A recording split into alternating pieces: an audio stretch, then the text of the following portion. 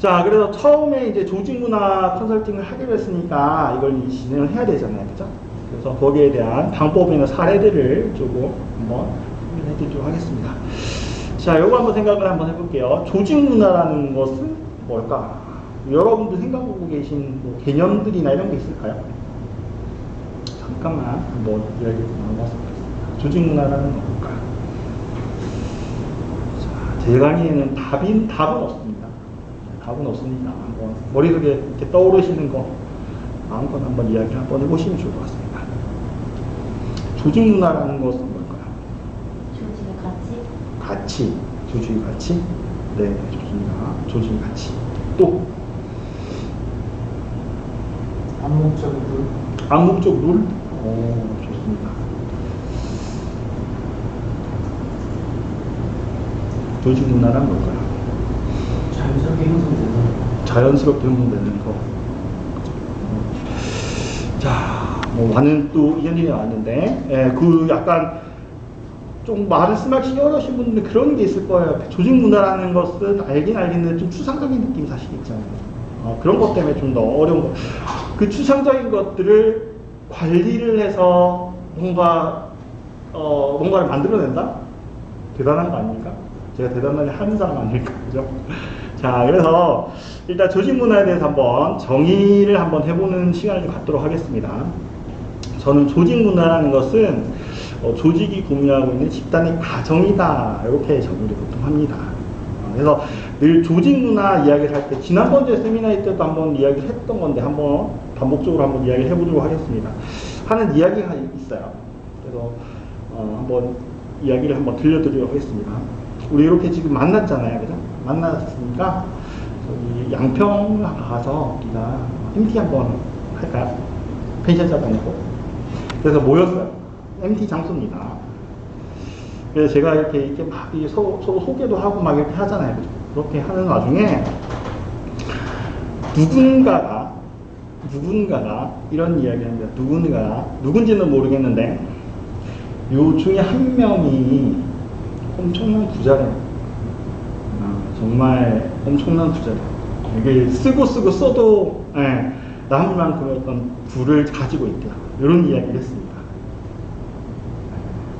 그런 이야기가 퍼졌어요. 그 이후에 여러분들은 어떤 행동을 하시겠습니까?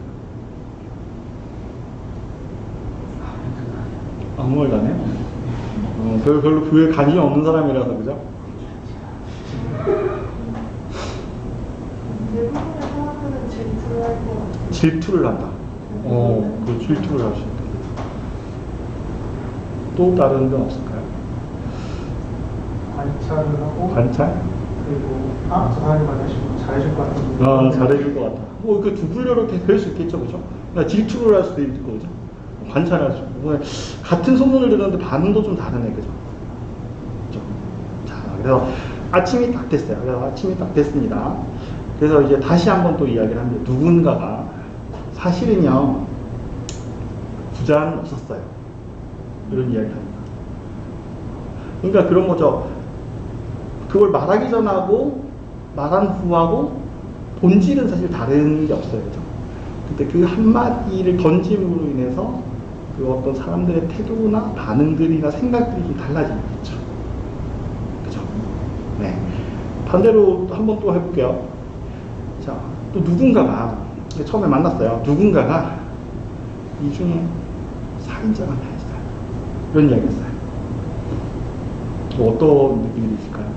밤이 됐습니다. 어떤 느낌이 드실까요? 못 잘 것 같아요. 못 잘 것 같아요. 잠, 그죠? 눈 빨개가지고 못 잘 것 같아요. 대화는 좀 잘할까요? 그렇죠.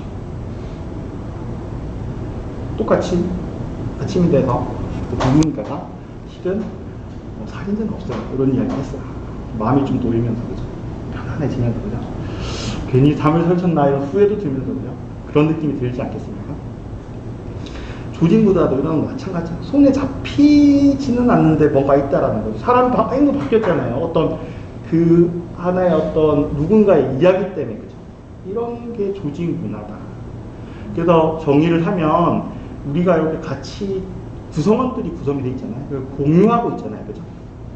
그래서 가정이라는 것은 뭐예요? 아마도 이럴 거야라는 생각이잖아요. 그죠?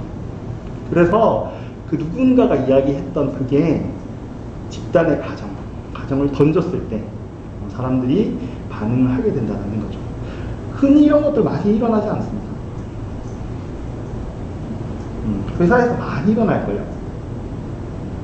제가 이제 재직할 때는 헛소문이 돌더라고요. 누군가 모르겠지만 누군가가 이번에 인센티브 나온다던데 돈 줘. 검증도 사람들이 안 해요. 그거 나온다는 다음에 뭐 대표님이나 팀장한테 물어보면 되잖아요. 그죠? 사실은 그렇잖아요. 근데 서로 팀장하고 대표님 몰라요. 모르고 서로 다 인센티브 나온다고 이야기가 다 돌았어요. 그러다가 어느 순간에 누군가 인센티브 나온다고 듣고 뒤늦게 깨닫고 그런 적 없는데 이렇게 이야기하면 배신감 느껴요. 이런 경우가 생기더라고요. 이게 크지도 않은 회사에서. 그쵸. 그러니까 일종의 그런 약간 헛소문도 이런 조직 풍토와 관련돼서 조금 영향을 미칠 수 있을 것 같다는 생각이 드는 거죠. 그죠? 그런 겁니다. 조금 더 구체적으로 한번 소개를 한번 해드리도록 하겠습니다. 이건 뭐냐면 우리가 조직 문화라는 것을 이제 관리한다는 말 쓰잖아요. 그죠? 조직 문화, 추상적인 걸 관리한다. 그죠? 관리하기 위해서 만들어낸 어떤 개념적인 모델입니다.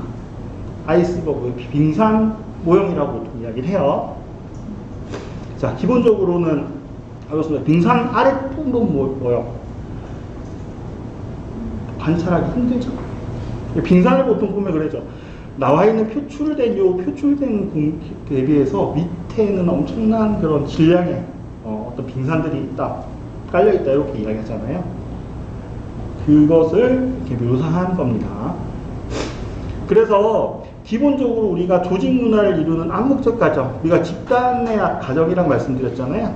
요것들은 파악하기가 힘들어요. 우리가 안개에 이렇게 가려진 것처럼 파악하기가 쉽지가 않습니다. 아까 제가 사례 소개드렸죠. 헛소문. 헛소문 누가 퍼뜨렸어요? 이야기하면 그 대답하기나요? 어떤 조직에서. 괜히 누가 이렇게 고자질하는 거 그래서 다물고 있지 잘 안 하죠. 그래서 이것을 파악하기는 정말 힘듭니다.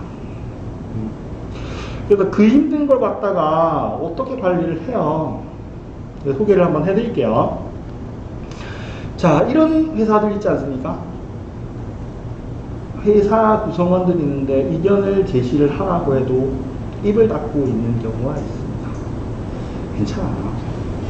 마음껏 제시해. 뭐 이런 경우 있잖아요. 근데 입을 닫고 있어요. 왜일까요?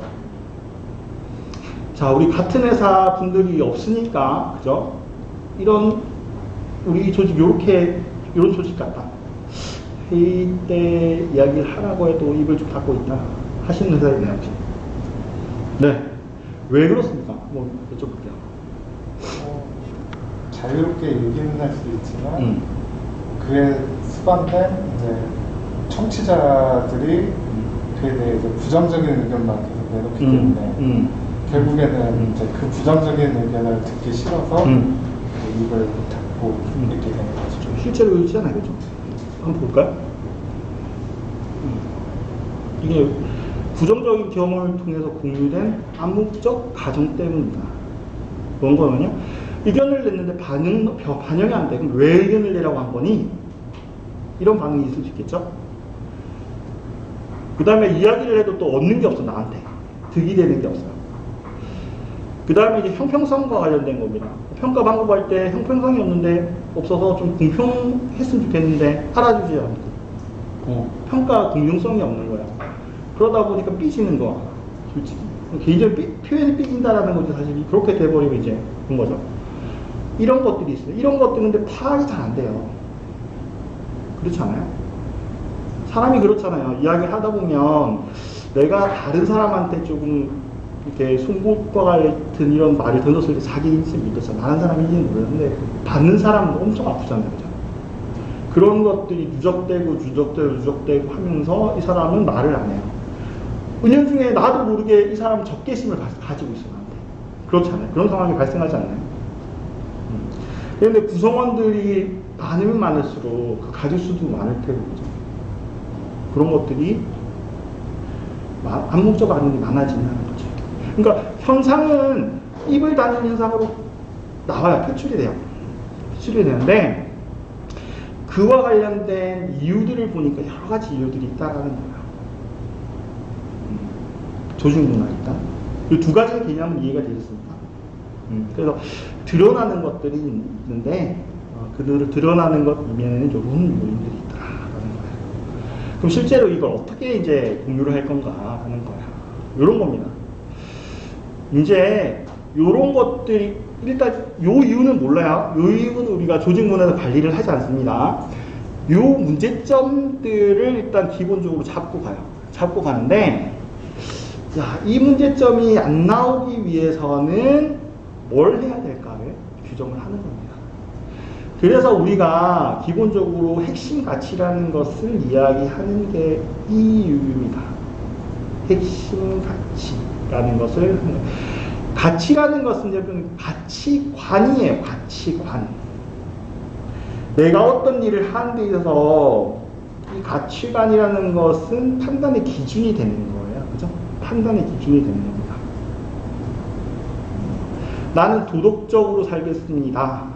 라고 해서 내 가치관을 확립을 시켰다라고 하면 10억을 줘도 도덕적인 일을 무시하는 어떤 제한이 들어서 무시를 해야 되는 게 가치관이잖아요. 똑같은 거예요. 회사에서도 가치관에서 가치라는 것을 확립을 했으면 죽어도 이것은 버리지 않겠다. 이걸 최우선으로 하겠다라는 것을 같이 공유하는 거라고 생각하시면 됩니다. 그러면 이게 왜 이러나요? 그러면 이런 거죠. 이런 문화들, 예를 들면은 내가 의견을 내도 반영이 되지 않는다라는 것을 해소를 할 수 있으려면 그렇죠. 회의에 나온 안건을 공식화시키고 이것들을 했는지 안 했는지 파악을 하고, 그죠? 회사에 반영을 하고, 안 됐으면 이게 이런 부분에 대해서 안 됐다라고 해서 그 이유를 설명하면 되잖아요. 그죠? 그죠? 그러면 예를 들어, 투명성이라는 가치관을 하나를 정립을 시켰어요. 그죠? 투명성이라는 것은 여러 사람들한테 내려진 암묵적 투명성이라는 게 여러 가지 의미가 내포하고 있잖아요. 그죠?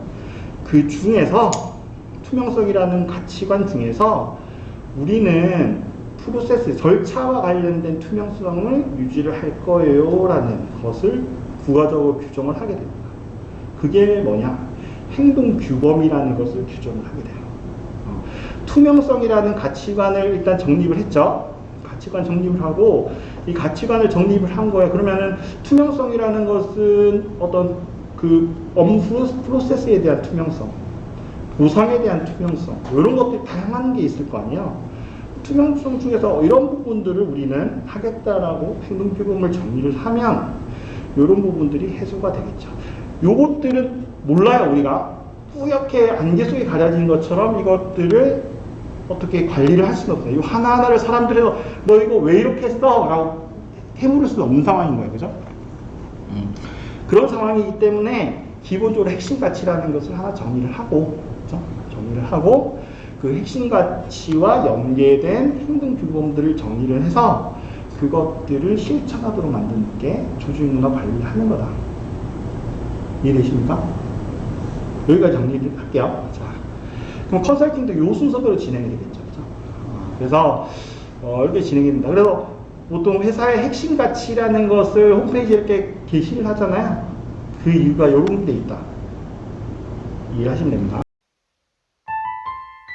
지식 디자이너